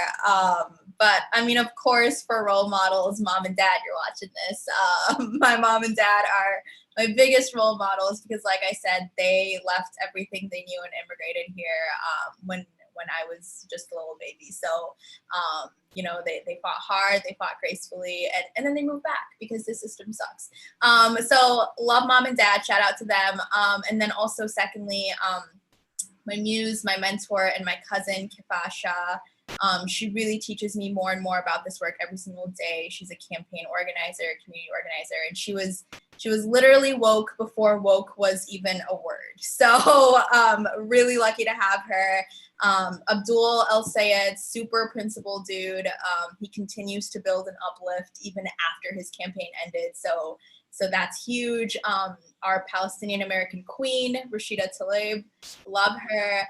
And then at the end of the day, it really just comes down to Malcolm X's autobiography that keeps me grounded. So yeah, these are just a snippet, a few of the folks that keep me inspired and continuing to do this work. I love it. I absolutely love it. How about you, Aaeshah? So for me, kind of my background when I started doing community organizing, or just my start with community organizing was in my school. And I was one of the only Muslim students at my school. So my teacher reached out to me and he was like, oh, like you want to start something? He actually suggested a Young Democrats Club. And then I was like, I'm not so sure I'm like super like well versed. I was a freshman, so I was like, I'm not sure I'm super well versed in politics enough to be able to talk about that. And so I was kind of like, what if I start a Muslim Student Association? And that's how I basically got my start, is just telling people in my school about who Muslims really are, and that's an issue that I'm so very passionate about, because I see Islamophobia everywhere, like, and so that's kind of how I got my start. And so my teacher was definitely a huge role model for me, because he kind of pushed me to get there and just start. And then another person that I look up to a lot is Noor Taguri. She's a journalist, and she basically uses storytelling to kind of bridge or bring people together and build bridges. And I think that's really important in organizing, because when you tell people your story and where you come from, people's empathy grows.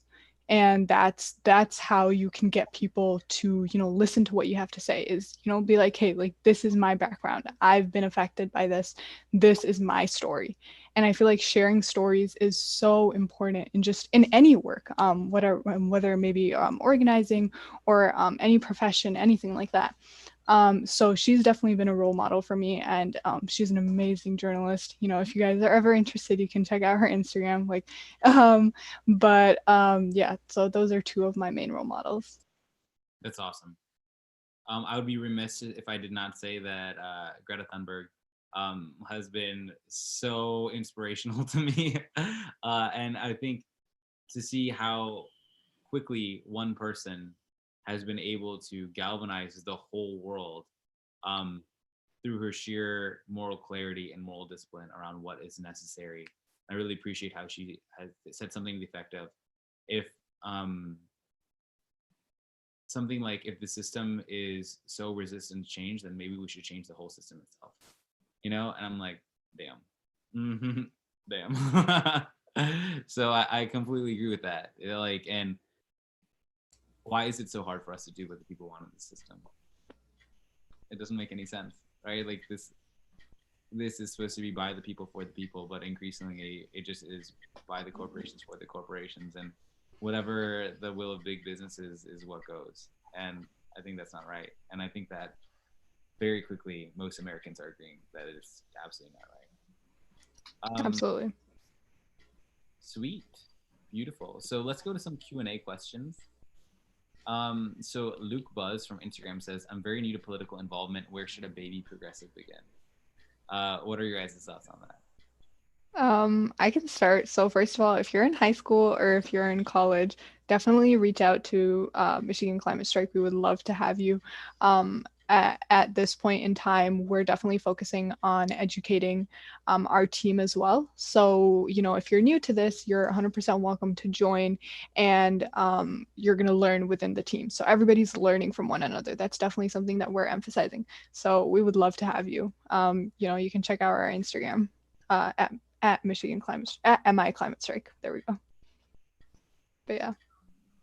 Yeah, I think that, shout out to all the baby progressives out there. I think Solomon's campaign is doing great work, meaningful work. So shout out to Solomon and his campaign staff. That's something that you guys can literally join right now, remote. There you go.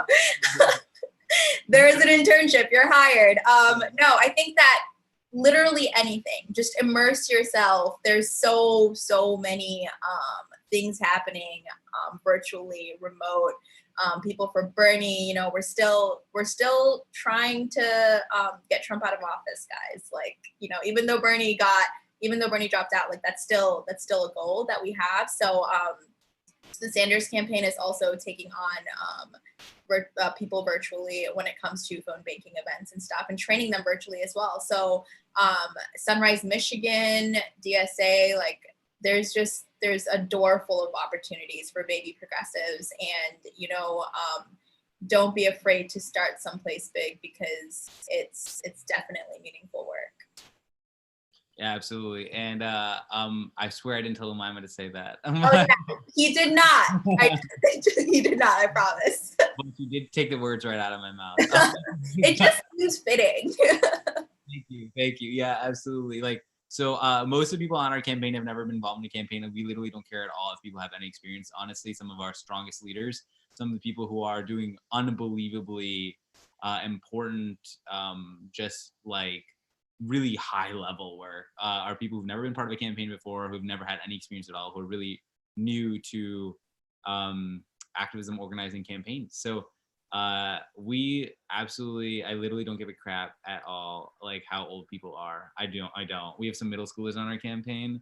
We have a middle schooler who's a leader on our campaign. Like, we just like, yeah, I mean, like, we don't care. So if anyone is interested, they can go to solomonrajput.com. Like, up, you know, just front and center is apply to be a fellow or an intern, and I interview every single person that wants to join. So come on down. The price is right. But anyway, so username is Aaeshah, but not Aaeshah Siddiqui. So from one Aaeshah to another, how do you keep yourself motivated when it feels like no one listens to the youth?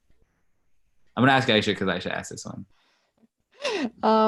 So I think motivation is really, it's definitely a struggle right now, because, you know, you're just stuck at home and you feel like you can do so much more if you're able to go out and actually physically see people, and physically, you know, make a difference. So definitely that's something that everybody struggles with. You know, I've personally struggled with it myself, but going back to how, you know, keeping up motivation when it comes to making sure that our voices are heard is, again, just building up that pressure. Is you just have to keep going at it. There will be setbacks, there will be fallbacks, and you just have to be ready to embrace those, because that happens in everything. You know, whatever, even if you're not organizing, whatever profession you're in, you will have setbacks, you will have fallbacks, and so you just have to rise up from them and just keep going, because, you know, most movements, they start out very small, and, you know, everybody's like nobody really knows about it, but then once you keep trying and once you keep getting your message out there, that's how people listen to you. So definitely just keep pushing. That's all I can say. For sure. Umaima, do you have anything to add to that? For how do you find the motivation? The words out of my mouth so eloquently. Yeah. She did a great job. You know, I think that's a really important lesson for everyone to know, that in literally anything you will do, there will be setbacks. There will be moments where you feel like, oh my God, like, is this, can I do this? Is it worth it? Like, I should just give up. You know, certainly we've had those feels in our campaign from time to time.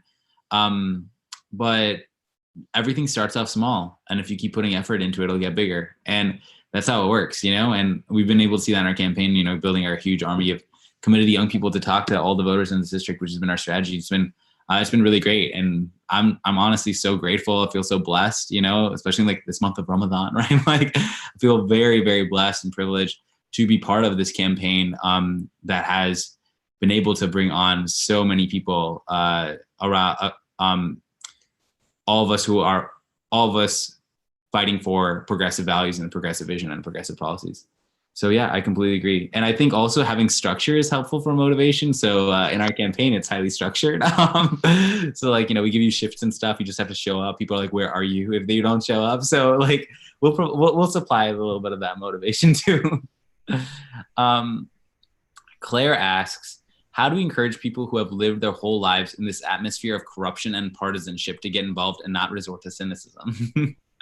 Quite a question. I'll start off with this one just because it's a lot, and I have thought about it for a hot second. So, and you know, then if Aaeshah or Umaima want to chime in, by all means.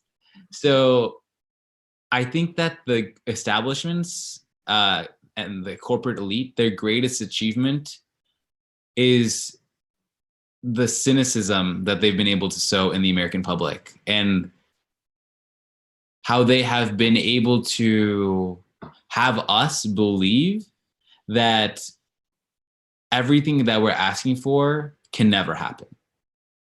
Because the only thing that stands in between us and the policies and the change that we want to see is people's belief that we don't deserve this. We don't deserve healthcare. We don't deserve a stable climate. We don't deserve education for all people. That is the only thing that stands in between us and achieving these systemic changes. Because, and so I think that the most important thing for us to do is recognize and actively fight. Recognize that that is like how the establishment wins, is by making us cynical. It makes us feel broken. It makes us feel like we need to grow up and that there's nothing that we can do to like solve these problems, and we need to put our head down and we just need to like try to do the best we can in a broken system. So when you're feeling this way, recognize that it's the voice of the establishment. It's the voice of political elite. It's the voice of the corporations. And not believing that is an act of rebellion in and of itself. And it is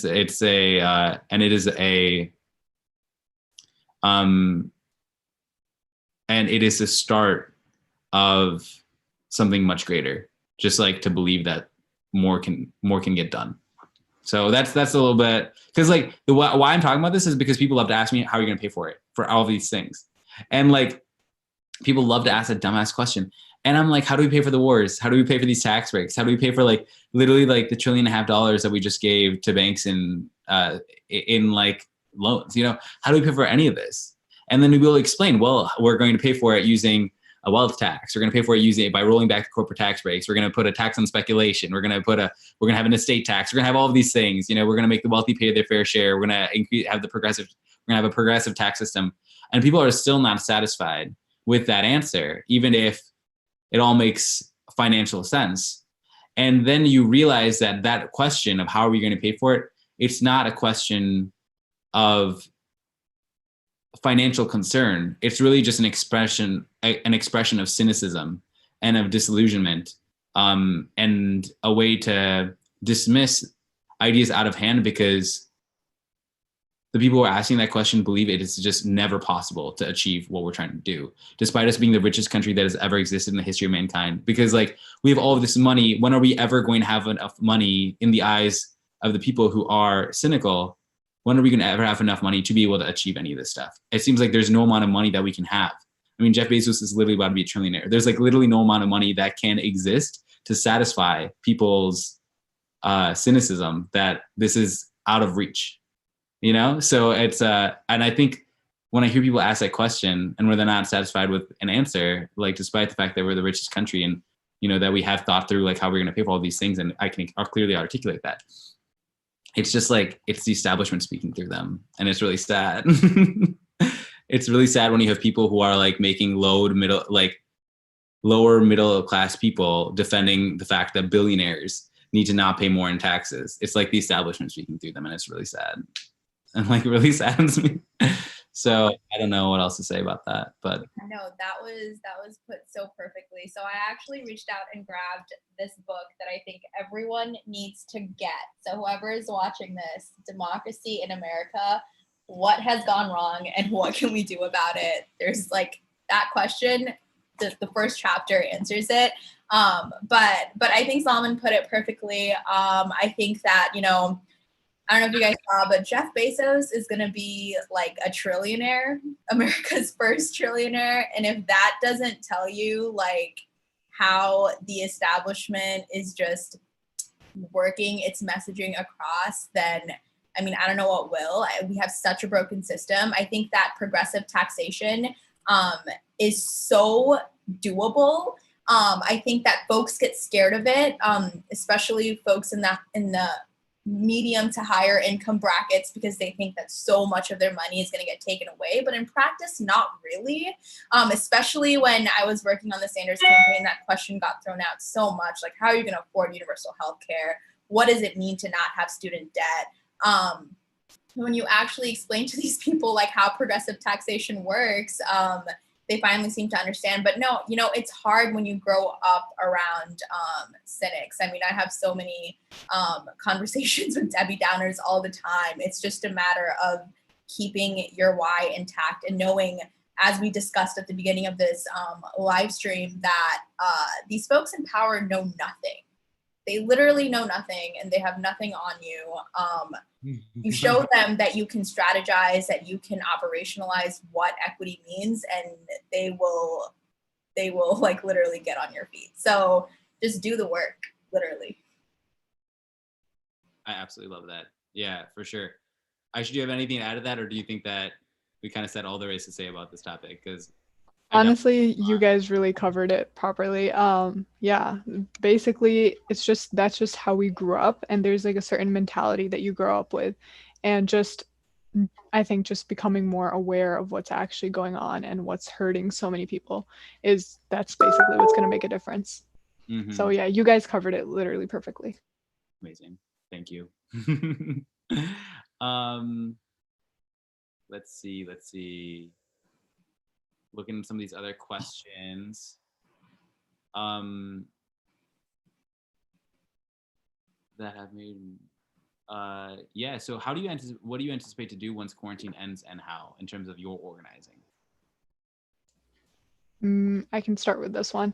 Once quarantine ends, we have so many plans. It's unbelievable. It's like whenever we do like brainstorming sessions with Michigan Climate Strike, and whenever we do brainstorming sessions, all the ideas that come up are like, okay, we're gonna do this after quarantine. We're gonna do this after quarantine. So definitely what we want to do after quarantine is start building up chapters in different schools and colleges. I know that's a little bit hard right now because no one's physically at school. So what we want to do is we want to spread our movement just to everywhere, and just even going to the UP and spreading our message there, is because there's so many people in the UP that haven't even been introduced to what climate change is and why it really matters.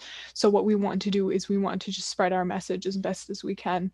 And we definitely want to hold, in-person conferences and just things where people can get to know one another and like talk to each other and learn from one another. So we're definitely going to focus on that. And then obviously direct actions as well, to, put pressure on our legislators to actually get something done. Brilliant. Yeah, and then also going off of that, in terms of my work for organizing, I don't know when quarantine's gonna end. We have an election in November, and I'm just trying to get out to vote. And when it ends, I will literally be knocking on everyone's door, whatever that may look like, if it's before November. But I think that right now our priority is really just working remotely to the best of our ability, and really having our youth harness remote work skills when it comes to organizing. But there's like so many things that are happening that could be done from the comfort of your bed, like getting folks out of ICE detention centers and calling your legislators. Like that can all be done remotely, and that's definitely our focus within this pandemic. For sure. For sure. Yeah, no, absolutely. I think we're trying to, like, people ask me, okay, yeah, like, Solomon, when are you gonna go out and knock doors again? And I'm like, how in the hell am I supposed to know the answer to that question? Exactly. Literally, we're all taking it one day at a time, you know? Yeah. So the second we can do it, we're doing it. We are doing it. The second we can do it, we're like gonna be nimble as heck, and we're gonna like go out there and just be knocking all the doors. But we don't know when that is going to happen, and like there might even be a point of time where it is legally allowed in terms of our stay-at-home order, but the actual public would be very unreceptive to that. So we have to be conscientious of that too. It's not only just the legality of it, or the are we complying with the governor's order to stay home, stay safe, but are people going to be receptive to that form of communication in this moment? Because the last thing you want to do is turn people off by you showing up at their door and then thinking you gave them coronavirus. So like we don't want that. So it is definitely a delicate balance, and we need. I think it's going to take a lot of listening and a lot of understanding the mood of people in our area before we can actually go out and do things in person. Closing thoughts. What are some closing thoughts and words of advice you'd like to offer to all of our young viewers? So, it's kind of our wrapping up finishing statement. So yeah, you guys will say some stuff and I'll say some stuff and then we'll be good to go. Yeah, I'll go ahead and start. So, closing thoughts to all the young watchers. Don't lose hope. Of course, that's so cliche, but please don't lose hope. And also just like, don't let anybody tell you that you're less than or you're not good enough, because like I said, that's what this society is literally created to make you feel like. Just know that there's people out there that are supporting you and rooting for you, and your mentors and your peers and your colleagues. You know, they're all watching you and cheering you on. So definitely that. And then just remember your why. Like when you're getting into organizing, why are you doing it? So, you know, it's going to get hard some days and you're going to have losses. Especially when it comes to this remote work, but just remember why you're doing it in the first place. So for me, it's literally because the system failed my parents, and I want to make sure that for future generations of immigrants, as well as my nephews, it doesn't fail them. Climate change, like, so important. So how are you framing your why and your message, and just keep that in mind. But know that we're all out here rooting for you. So yeah. That's an absolute fact. And before Aaeshah, you give your closing statements, I just want to echo that for just 1 second. I'm sorry, I've been echoing everything. I'm just like an echo chamber up in here. I'm like a cave. That's how I'm echoing like a cave right now. But anyway, so let me just say, I think that there is this feeling in our society that there are like nobodies and somebodies, and that like in order for you to be taken seriously, you have to be somebody. You have to be like someone with like a huge like following, or you have to be like very like have a lot of accomplishments, or like as in like you have to, you know, have gone to this good school, or like have this crazy job, or whatever, you know what I mean? Gotten this test score on your test or whatever. Like forget about all that. Like everyone is all the same. Everyone is already a somebody. You know, someone once said to me, like, even if you lose this election, this isn't going to be the end of Solomon Rajput. And I'm like, this campaign wasn't the beginning of me. You know, like, what does that mean? You know? So I want everyone out there to understand that you are already enough. Like it doesn't matter. You don't need to wait for something to happen for you to get involved or for you to feel like you can participate in this work. You're already enough. Like go out there, you know, be willing to learn, be willing to grow, but like, you can do that, right? Like as long as you put a good foot forward and you have an open mindset and open mentality, you can learn as you go. So you're already enough. So get out there and go do it. You know, not to be too cliche about it, but whatever. Okay, Aaeshah, closing thoughts.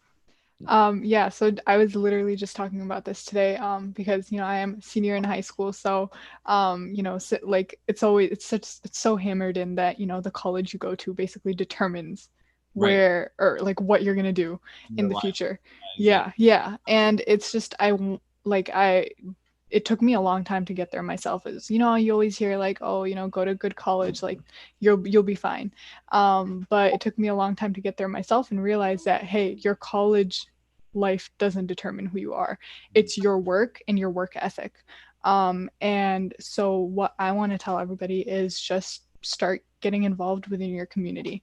For me, community is so important, and that's how I got my start, is literally just reach out to your friends and you guys can do something together, whether that be making masks for people in Corona, like, you know, helping out wherever you can. There's so much to do right now, and it's so easy to get involved. So just reach out to your community and just help your community, because definitely your community has made you who you are. And I, like, my personal belief is we need to give back. And so giving back by, you know, giving some of your time, volunteering, helping out, that's honestly the way to go. Yeah, I couldn't agree more. Like starting off however you can and then just continuing to go from there. And like that's the most that anyone who's starting off can ask themselves to do. Just like jump on in, be willing to like kind of learn and grow. And doing something is always better than just like doing nothing and complaining about it, you know? And it feels better too than to just like be sitting and critiquing other people and other people's efforts rather than doing something yourself. So I would suggest everyone to get involved and actually like be a participant in the future that you want to see happen. So on that note, I'd just like to thank our amazing panelists. Unfortunately, Jackson had to leave early because of a prior commitment. Busy man. But I'm happy he was able to join. I'm really happy. Aaeshah, you were able to join. Umaima, you were able to join. Thank you guys so much. You guys have, clearly very inspirational people, trailblazers, legends in your own right. And I'm very impressed by all of the work you've been doing. And I think that, when I'm having this discussion with you guys, right? And like when our viewers are having this discussion, honestly, like I can't tell who's older, who's younger, you know what I mean? Like we're all just having a really great, thoughtful discussion. And like that's how it is like on our campaign too.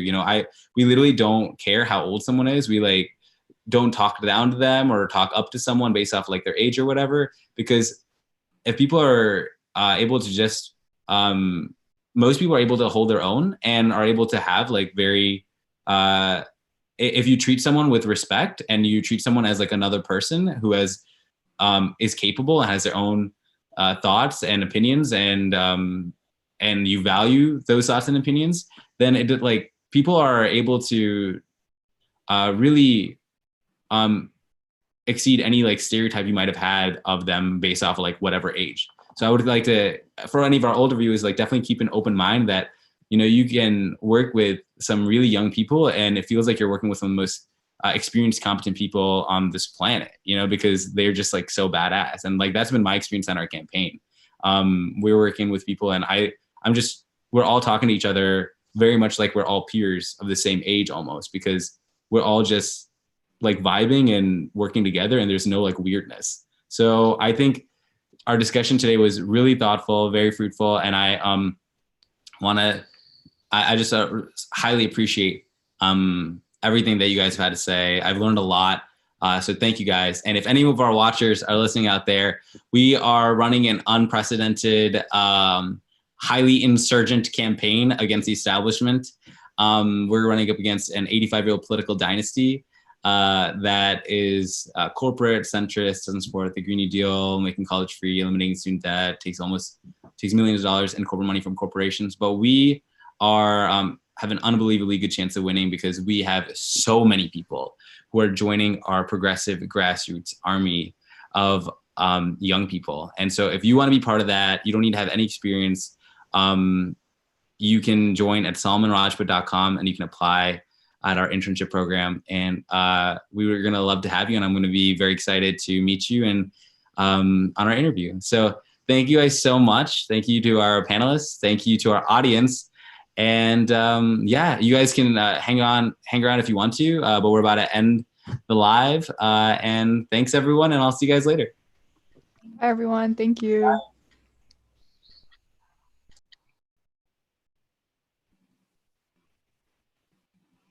Sweet.